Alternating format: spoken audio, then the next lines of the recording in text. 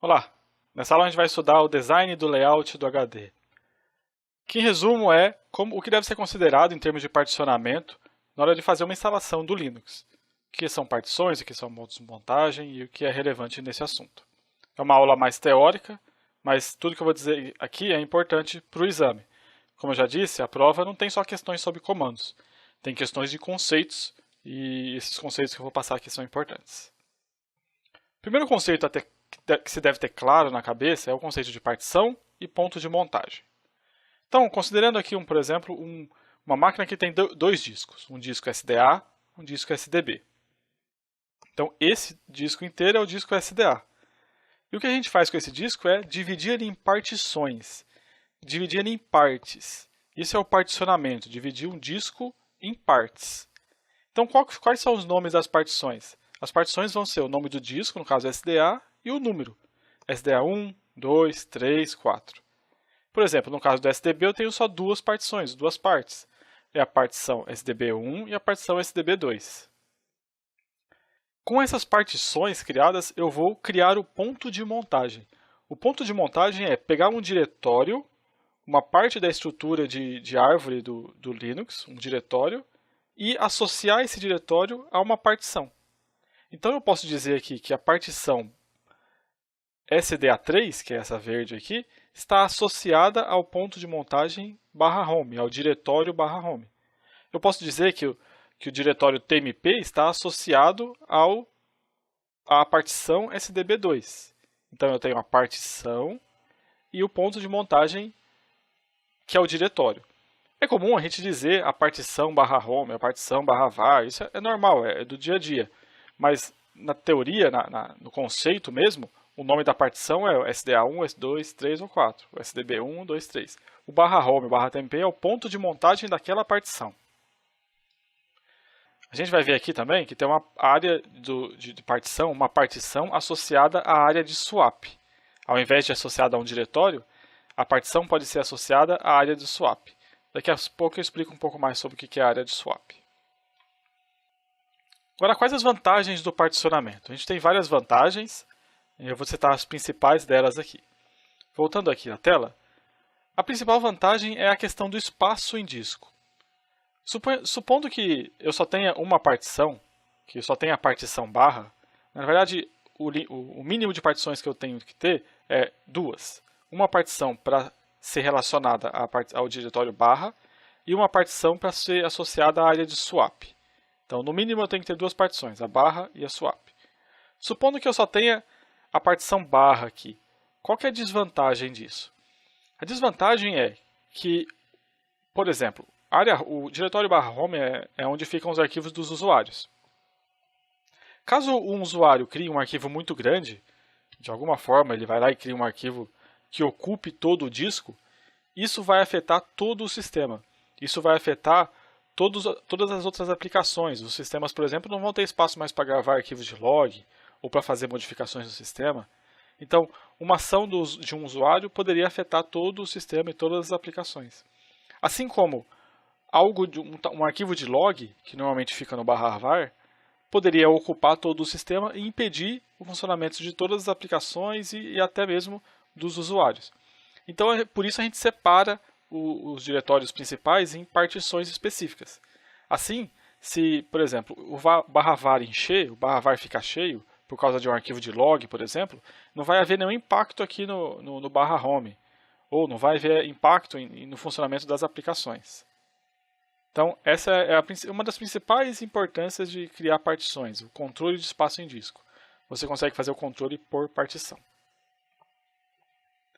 Outro ponto importante são os diferentes tipos de file system para cada partição. A gente vai estudar isso mais à frente, mas você tem vários tipos de file system. Eu estou falando do DXT2, DXT3, de file system journal ou sem ser journal. E cada um desses tipos de file system tem características diferentes. Então, por exemplo, um file system tem maior performance quando trabalha com arquivos grandes. E outro file system tem melhor performance quando trabalham com muitos arquivos pequenos. Então, tem pequenas diferenças nesses tipos de file system que podem ser utilizadas dentro das partições. Então, de acordo com a necessidade e o uso daquela partição, eu vou associar um tipo específico de file system. Outro item importante é proteção contra erros de disco. Por exemplo, aqui no SDB, suponhamos que seja uma partição só o disco inteiro. Se eu tiver um erro de disco, um erro físico, por exemplo, em algum dos setores, em algum dos cilindros, esse erro pode afetar o funcionamento de todo o disco e de tudo que tiver aqui dentro. Se eu separo em partições, dependendo do erro, esse erro pode impactar apenas a partição no qual se encontra aquele setor defeituoso. Então, por exemplo, se o setor defeituoso está aqui dentro da partição que está montada no /tmp, só essa partição pode ser impactada. E eu posso simplesmente ignorar essa partição e criar uma outra, associar o /tmp a uma outra partição e montar tudo de novo. Ou posso tentar corrigir só esse setor aqui. Então, ele traz essas vantagens em alguns tipos de erro de disco. Eu também posso ter diferentes níveis de segurança. Por exemplo, eu posso setar que o /SR seja uma partição, que a partição montada no /SR seja uma partição somente leitura. Então, nada pode ser alterado ali. Também posso definir níveis de segurança diferentes. Outra vantagem é o backup facilitado. Softwares de backup funcionam melhor trabalhando com partições como um todo. Então, por exemplo, eu posso definir um software de backup para backupear a partição do /home. Sempre fazer backups da partição /home. E quando isso está em uma partição específica, o trabalho é mais rápido, é mais fácil. Então, essas são as principais vantagens que costumam cair na prova de certificação. Sistemas de particionamento. O que são sistemas de particionamento? São modelos de formas de fazer o particionamento do disco. O principal tipo de particionamento, sistema de particionamento, é o sistema chamado MBR, que é o Master Boot Record. A gente já viu esse nome quando a gente estava tratando de boot, porque MBR é o mesmo nome que se dá àquela primeira partição do disco, onde ficam aquela primeira seção do disco, onde ficam os arquivos do bootloader, as informações do processo gerenciador de boot. Mas MBR também é o nome dado ao sistema de particionamento, que é usado amplamente na maioria dos sistemas hoje em dia. No entanto, esse padrão, esse MBR, tem uma limitação, que é a limitação de 2 terabytes por partição. Então, cada partição pode ter no máximo 2 terabytes de dado. Um tipo de particionamento alternativo é o GPT, que é o Grid Partition Table. Esse tipo de partição ele já aceita partições maiores que 2 terabytes. É uma partição mais moderna que já aceita esse tipo de partição, essas partições maiores. No entanto, ela tem menos ferramentas, tem menos utilitários que já trabalham com GPT, então ela traz uma complexidade um pouco maior de uso. Sistemas que usam EFI, que é aquele substituto ao BIOS que a gente comentou, já estão passando a utilizar o tipo de particionamento GPT. Então é algo que vai se tornar muito utilizado nos próximos anos. Para a LPI, a gente vai estudar a MBR. É importante saber que existe o GPT, mas a gente vai estudar a MBR, que é o mais utilizado hoje em dia no mercado. Sobre as partições MBR, como funciona os tipos de particionamento MBR? A partição MBR, originalmente, essa partição ela era limitada a 4 partições, que a gente chamava de 4 partições primárias. Então, no máximo, um disco podia ter 4 partições.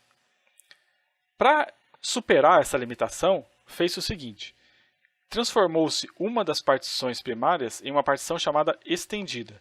Então, uma das 4 partições primárias virou a partição estendida, tipo de partição estendida. E a função dessa partição estendida é receber partições lógicas. Então, você pode ter no máximo 4 partições primárias ou 3 primárias e uma estendida. E dentro dessas partições você pode ter quantas partições lógicas você quiser. E aí eu tirei a limitação das 4 partições em um disco. Então, mas tenha em mente que esse conceito continua. Eu ainda só posso ter 4 partições primárias ou 3 primárias e uma estendida.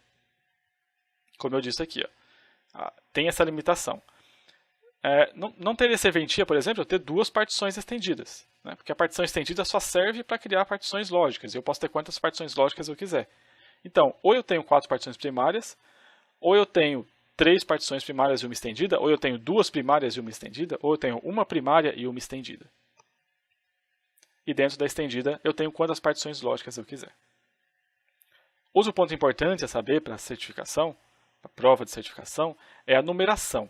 Então, se eu tenho SDA, o disco é o SDA, eu vou ter as partições SDA 1, 2, 3, 4, 5, até quantas partições eu tiver. Mas, as partições primárias e as estendidas, dentro disso, são numeradas de 1 a 4. Então, as partições primárias vão ser 1, 2, 3 e 4.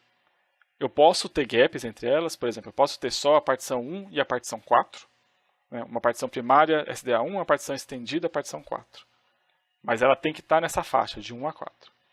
As partições lógicas vão ser sempre a partir de 5. De SDA5, SDA6, SDA7, o SDB5, SDB6, SDB7.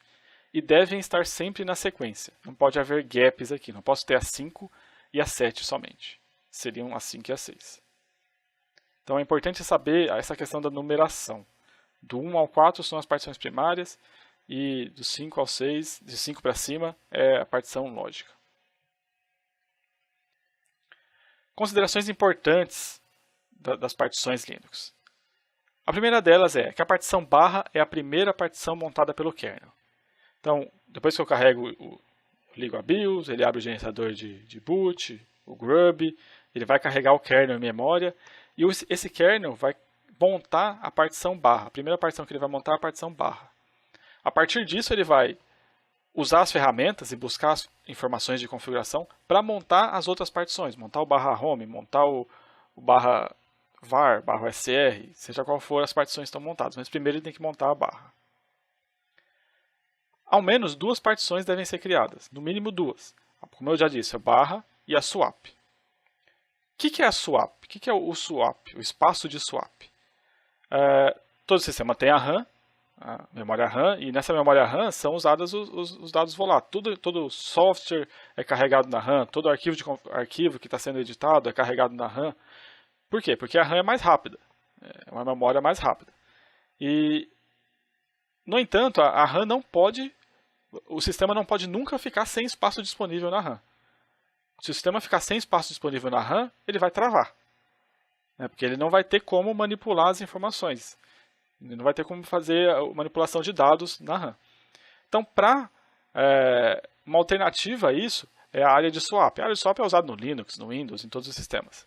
A área de swap é o quê? É um espaço no HD, no disco rígido, que serve de uma RAM temporária, caso a RAM principal fique sem espaço em disco, sem espaço.